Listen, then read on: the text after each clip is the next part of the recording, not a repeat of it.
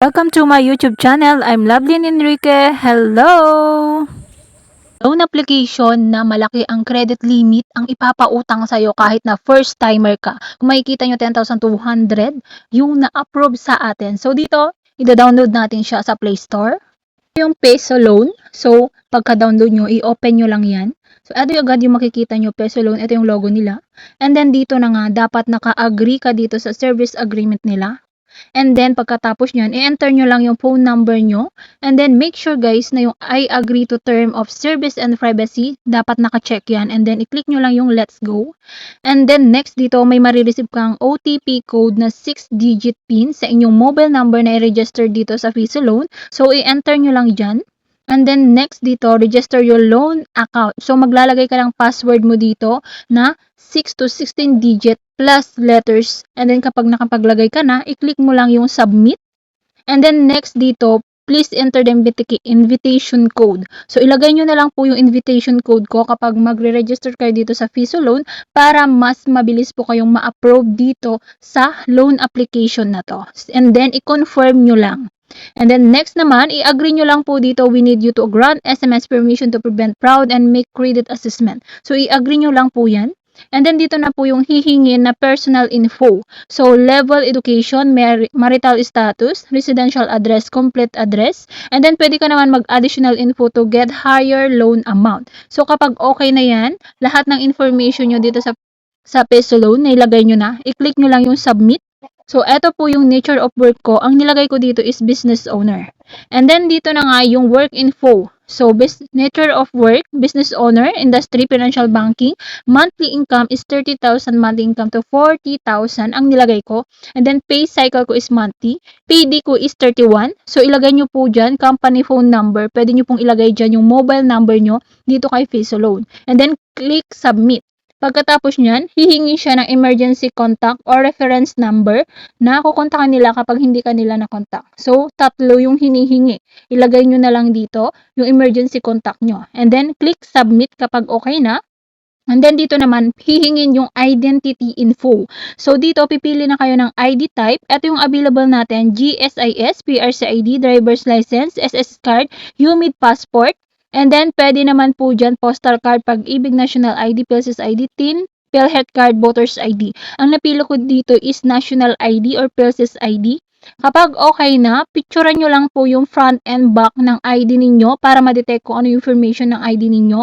And then, dito na nga, isa-submit nyo na yung picture. Ito yung front. So, make sure na kita po yung information ng ID nyo. And then, sa back naman, makikita yung information ng back ng ID ninyo. Kapag okay na, and then i-confirm nyo lang po, verify that the information matches the certificate o sa ID nyo, and then i-click nyo lang yung yes.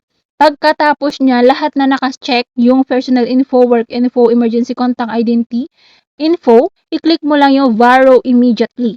And then dito na nga, magko-congrats na siya kung pasado ka ba or nabigyan ka na ng credit limit.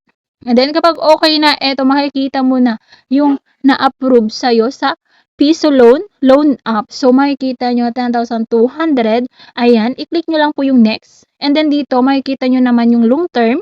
Pwedeng 4 term, 3 term. Every 7 days po yan. I-click nyo yung next. And then dito, magsaselect na po kayo ng withdrawal method. So, i-click nyo po yung next. And then dito na nga, makikita nyo, ayan, pili na lang po kayo dyan. Sagutan nyo, lahat po makikita nyo dyan. May coupon din na binigay 200 pesos. Ayan, and then first due date, second due date, third due date, makikita nyo yan. Ito yung ating installment plan kapag 3 term. So, ayan yung babayaran natin. And then, eto, pwede ka nang mamili or mag-select withdrawal method, bank account, or bank card, or e-wallet. Enter nyo lang po yung mga information dyan. So, dito sa e-wallet, available ang GCash, PayMaya, Palawan Pay, GrabPay, Shopee. And then, dito naman sa bank card, ito yung available, BPI Union Bank of the Philippines, Banco de Oro, Land Bank of the Philippines, Metro Bank. So, maliit lang kapag bank card. So, dito, ang napili ko is GCash. So, make sure na tama po yung mga nilalagay nyo dito na information, lalong-lalo na sa withdrawal method. So, dito, kapag okay na, nakapili ka na ng long term, ayan, and then nabasa mo na lahat, sigurado ka na sa pag-utang kay Peso Loan. So, i-click mo lang yung naka-check po yan, I have read and agree with the loan agreement. Kapag okay na, i-click mo na yung get cash now. And then case verification pa, so i-click mo lang, dapat wala kang sunglasses, hindi madilim yung lugar kung saan ka magpipicture or mag-video. So i-okay mo lang, ensure your face is within the frame. Then please try again kapag hindi po tama yung pag-picture or face verification mo, mag-fill po siya. Pero pwede mo naman ulit itry yan.